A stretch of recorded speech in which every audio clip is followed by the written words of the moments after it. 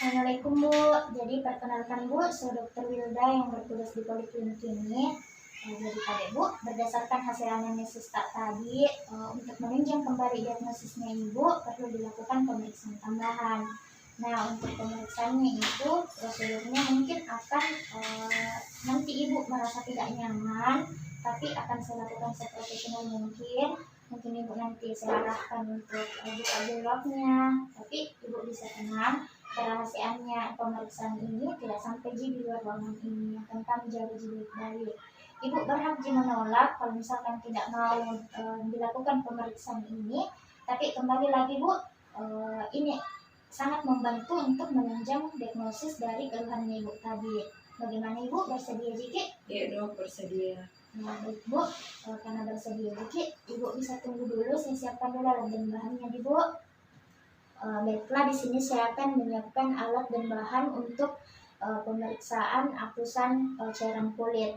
Nah, di sini alat yang dibutuhkan yaitu ada skalpel steril, kemudian ada spidol permanen, ada kapas alkohol dan tisu, kemudian ada alkohol 70%, ada lampu spiritus, ada plester, kemudian kaca objek, ada larutan lisa 5%, kemudian ada amplop, dan ada sarung tangan steril. Nah, sebelum itu saya di sini akan menuliskan identitas pasien pada belakang kaca objek beserta nomor registrasi dan tanggal pemeriksaan. Nah, setelah saya tulis, saya akan melakukan cuci tangan rutin dan menggunakan handphone. Di sini saya akan melakukan cuci tangan rutin.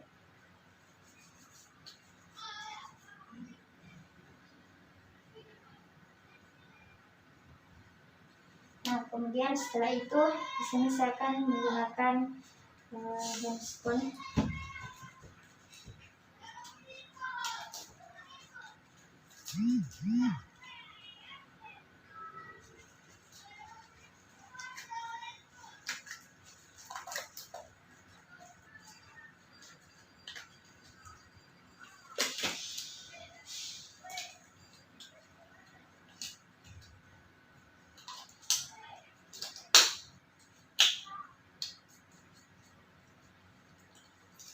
Nah, setelah itu kita pilih bagian lesi yang paling mencurigakan dari pasien.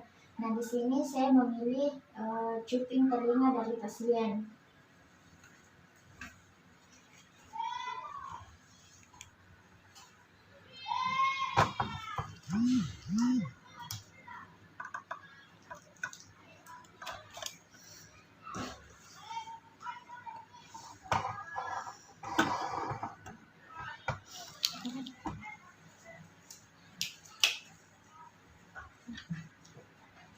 Nah, di sini saya akan memilih cuping telinga dari pasien.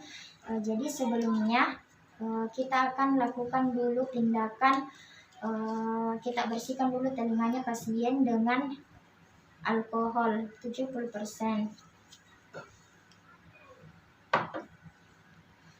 Nah, kita bersihkan dengan melakukan gerakan sirkuler dari bisa kita menghadap sana dulu ya. Dari tengah ke tepi dari cuping telinga pasien. Nah, setelah itu kita tekan daerah cuping telinga pasien sampai warnanya menjadi pucat.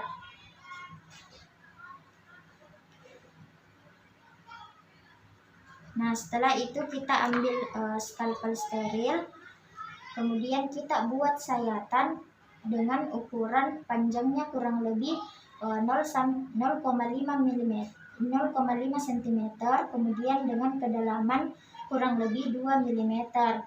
Pokoknya sampai mencapai bagian epidermisnya saja.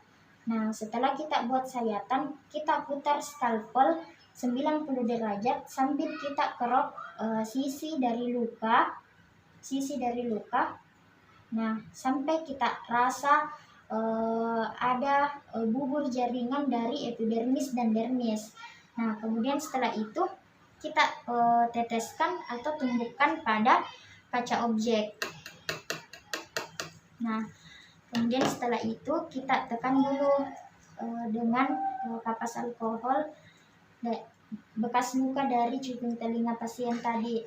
Tadi Ibu bisa kita pegang dulu nih. Nah, setelah itu di sini ada lampu spiritus. Dengan kita nyalakan mesin apinya, kita fiksasi preparat tadi, kita tunggu hingga kering lalu kita lakukan fiksasi. Nah, kemudian setelah itu kita masukkan ke dalam tisu,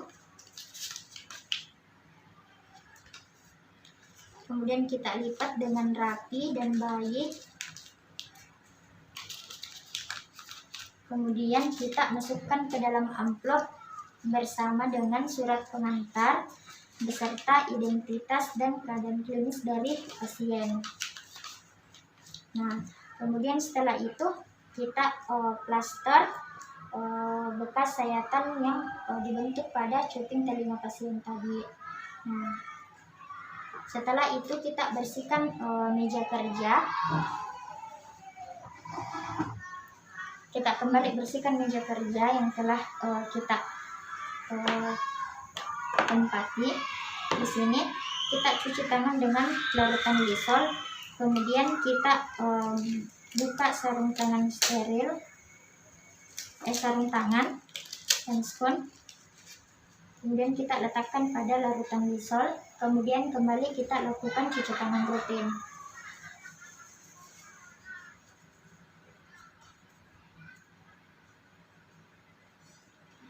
Nah, kemudian setelah itu pada Ibu pemeriksaannya sudah selesai. Kita tinggal tunggu lagi hasil lab yang akan dibawa ini, Bu. Mungkin hanya itu, Bu. Terima kasih kerjasamanya.